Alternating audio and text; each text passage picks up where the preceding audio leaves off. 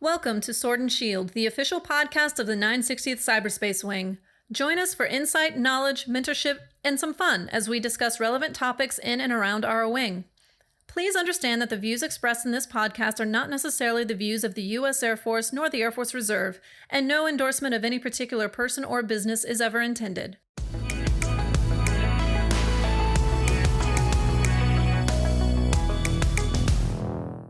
Welcome to another episode of the Sword and Shield. I'm Chief Master Sgt. Christopher Howard, 960th COG Senior Enlisted Leader. And today with me, I have the leadership team from the 23rd Combat Comm Squadron. Hi, Lieutenant Colonel Pauline Harke from the 23rd Combat Comm. I'm Chief Castillo, self of the unit. Awesome. Thank you for joining me today. I'm really excited about talking about the 23rd Combat Comm Squadron. You guys are located out at Travis, correct? Yep, that's right. Awesome. So a lot of listeners out there, those that are part of the Cyber Wing and those that are not in the Cyber Wing, don't understand what the Combat Comm Squadron is. Can you kind of explain to our listeners, what do you guys do at the 23rd?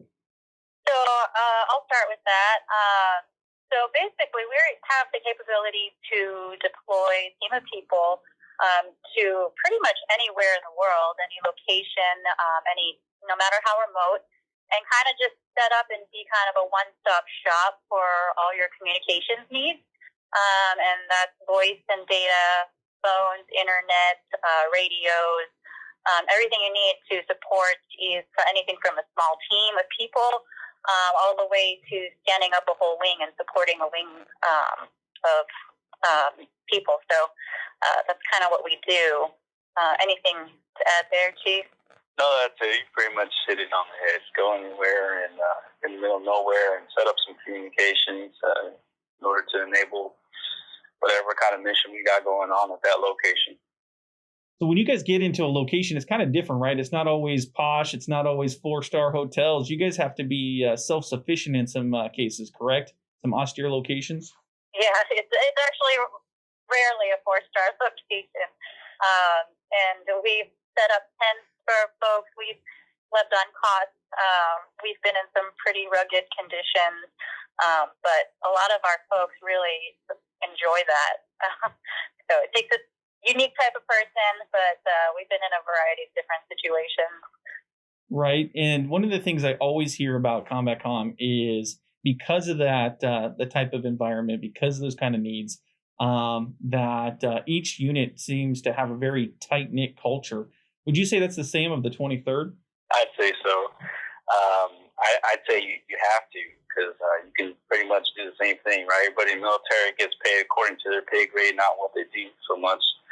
So you got to love what you do, because you can do the same thing at a desk somewhere, and, you know. You gotta love being out there, getting after it. Otherwise, it's really not worth it. Right. No, there's something to be said about getting a little dirty, getting a little sweaty, and working hand in hand with your fellow airmen and to make something happen. That's one thing I love about that expeditionary mission that you all have, is that ability to get out there and work closely and see the results daily of what you do. So if I wanted to be a combat commer, what AFSCs would I have to be in your unit? I'll let you that one, Chief. So we have all the traditional 3Ds. You know, we have 3D1, X1, X2, X3s. Our transport RF folks, and then we have our cyber operations folks, the 3DOs, and the cyber surety, as well as we have 2 supply positions open. We have 2 EOs and 2 E1s. We have our Power Pro and HVAC. Pretty much, everything that we would need to get out on the mission and support ourselves. So for our logistics and for our power requirements, we have those AFSCs as well. Gotcha. You kind of have to have a little bit of everything, a flavor there, to make sure that you can get everything packed up, loaded up on trucks or on aircraft, and get it to where you need it quick, right? Right, and that's where teamwork comes in. I mean, we don't train separately according to AFSC. Everyone trains together, and that's really how we foster that teamwork. Because when we're out there on deployment or on exercises, contingencies, really have to work together because setting up communications is not a one-man job. It's not different parts and pieces that all come together. All those AFSCs come together to support our customers. So we really have to work together, and we train together and integrate the work centers really well to foster that teamwork. Right. And you got to really think about it. Host base, we take advantage or take it for granted. All the stuff that we have, right? We have voice, video, data all at the desktop instantaneously, and it seems seamless. Then we go and do this expeditionary piece, and you guys have a very small team to do the same thing, right? Yep, that's exactly correct. So it takes a lot of work, and oftentimes, our folks are working 24/7 behind the scenes to get that communication support to the customers that they don't really see, and they're out there in the field running cable, working in the tent, working together to get that support out there. Right. I know. Being that customer support, you've got everything there that you have to handle. And when we talk about the mission sets that you guys support, we're talking about tip of the spear mission sets, airmen that are in contact. So it's very important for you guys to be 100% on your game every day.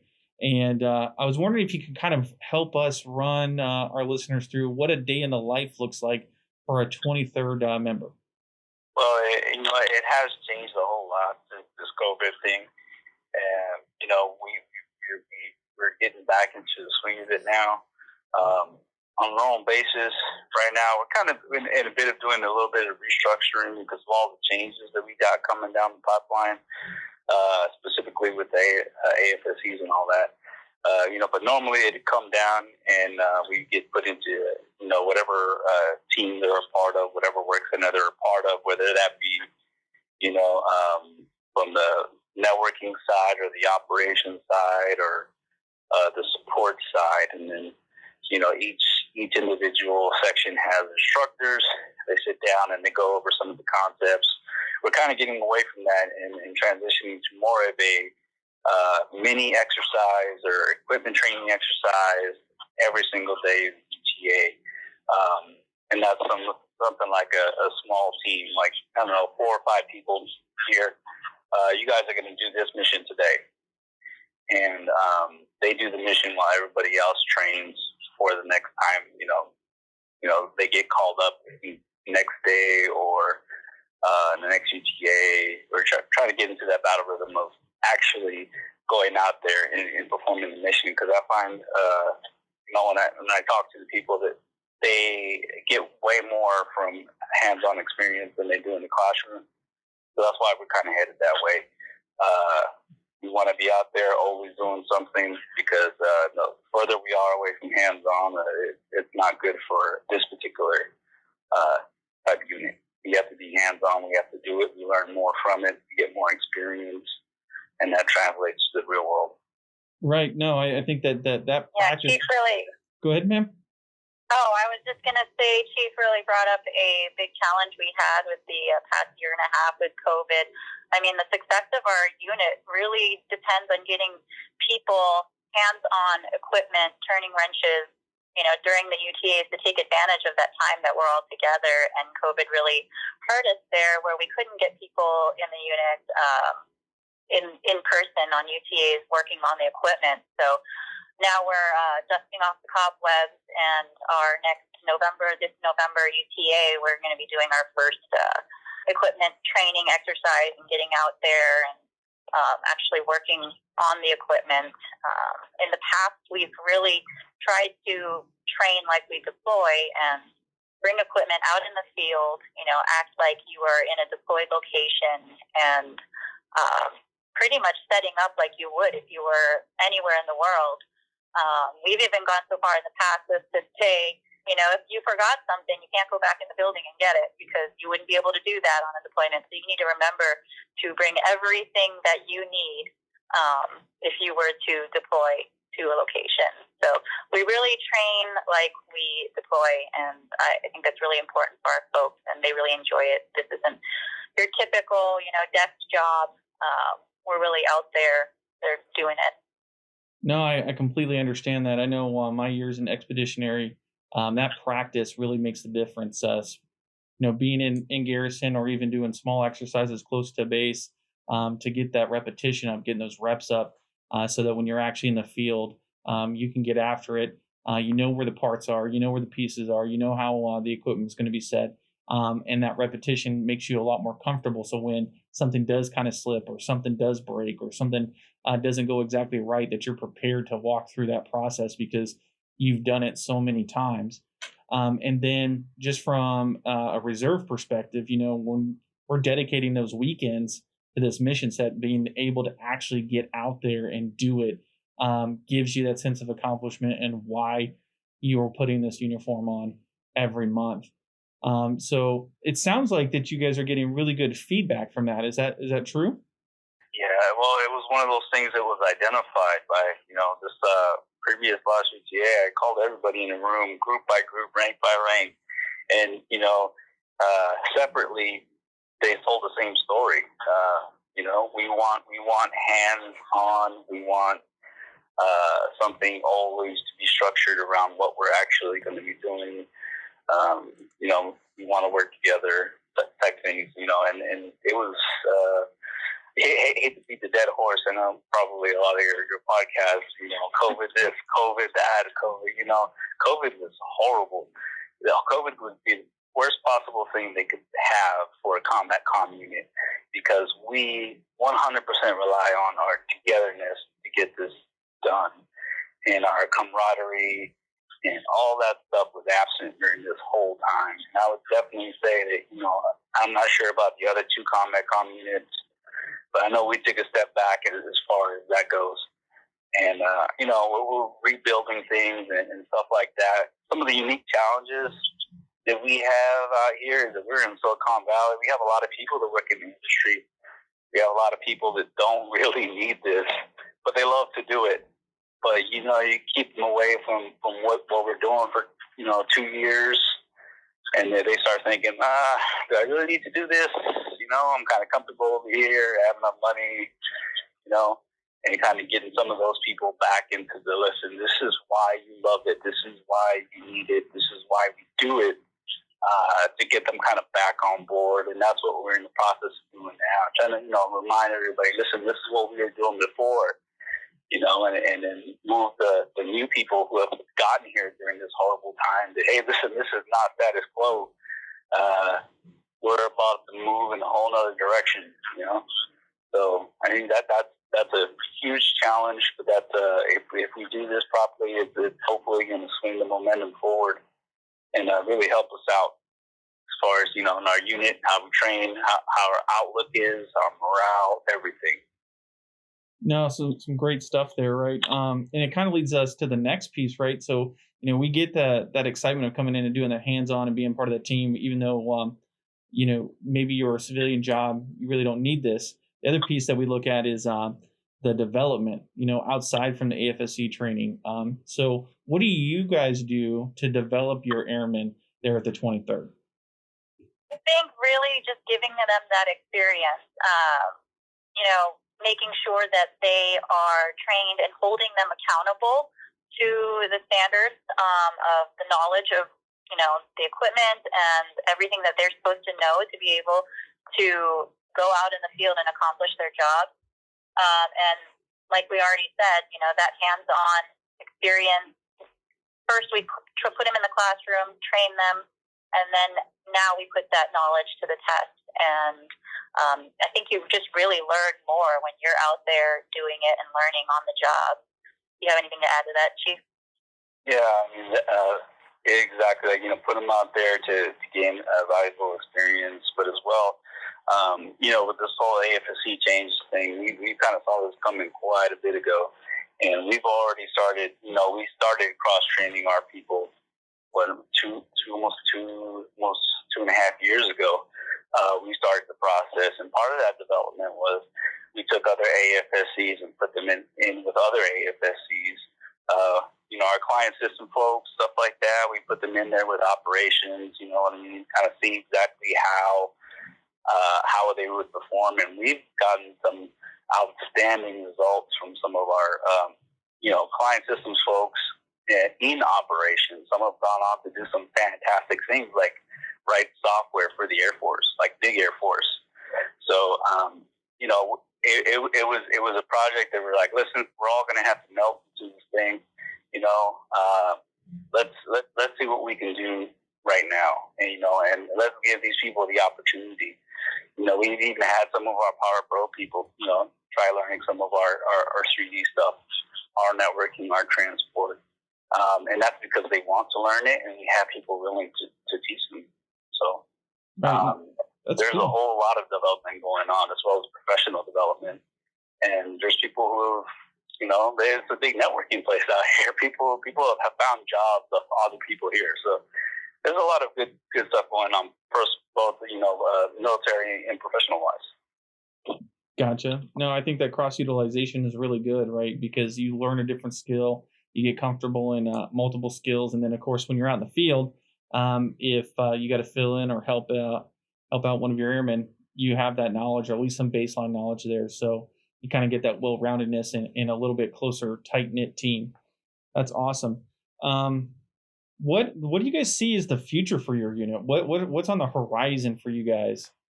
Well, I think the way the world's evolving, I think we're going to see a lot more support requests come up with exercises, contingencies, real-world missions, even last-minute requests.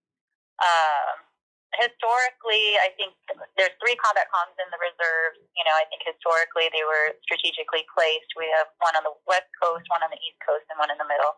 And historically, we've supported our AORs in the past, where our region being at Travis Air Force Base, we were supporting Pacific region. But I think these days it's just more of a divide and conquer. We're supporting missions all around the world, all around the country, so regardless of our location. So I think we're just going to see more missions come up and requests for combat comm support. And then,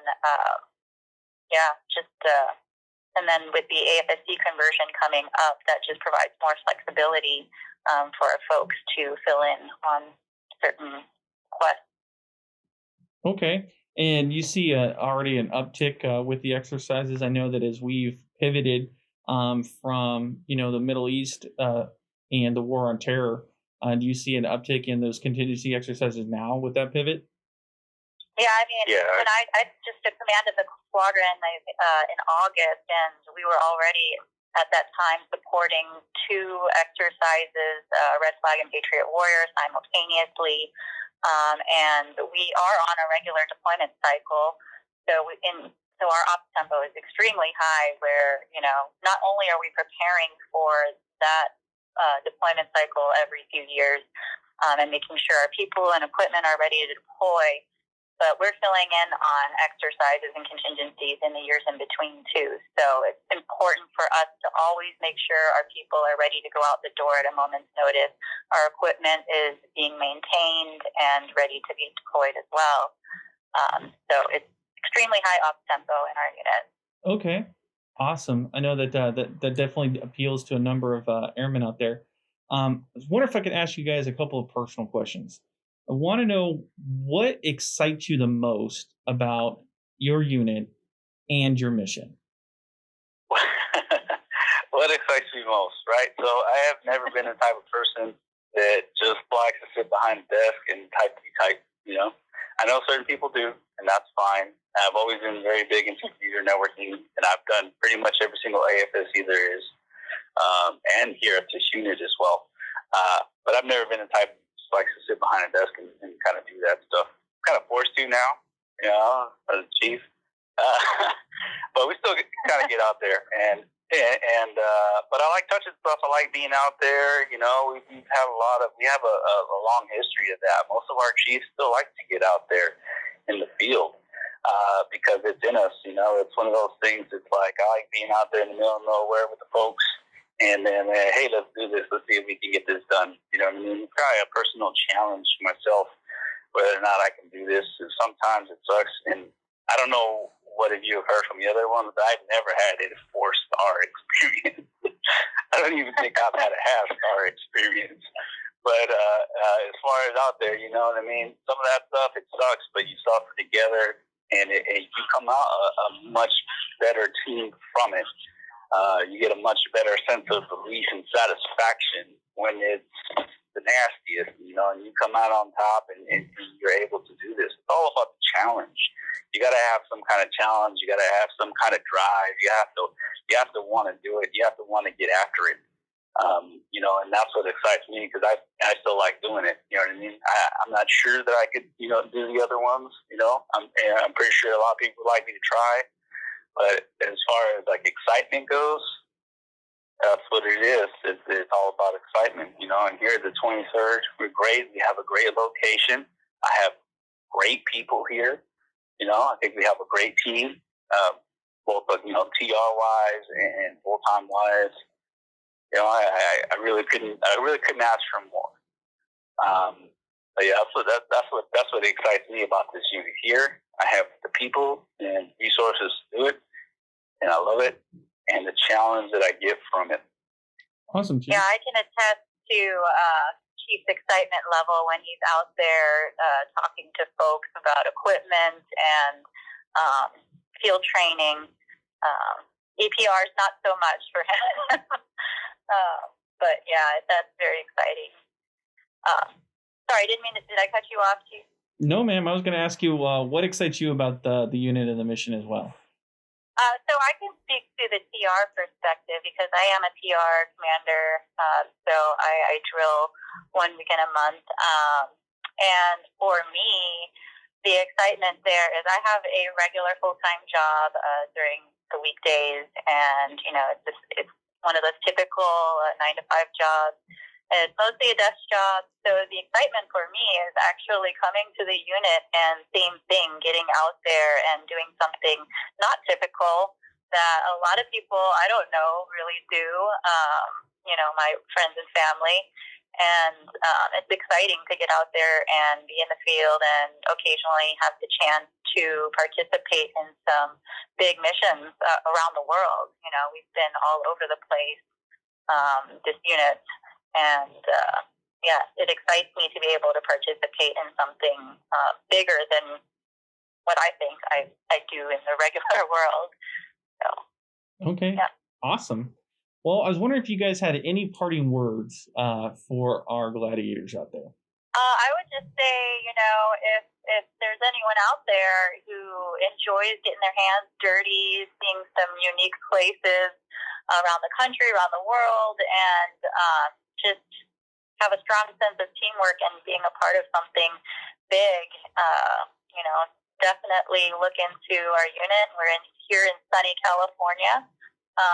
So definitely always on the lookout for good people. Gotcha. Awesome. Chief, anything to add? Oh, it's pretty much the same, you know, same thing, you know. If you're thinking about it, know that it's not always going to be great, you know.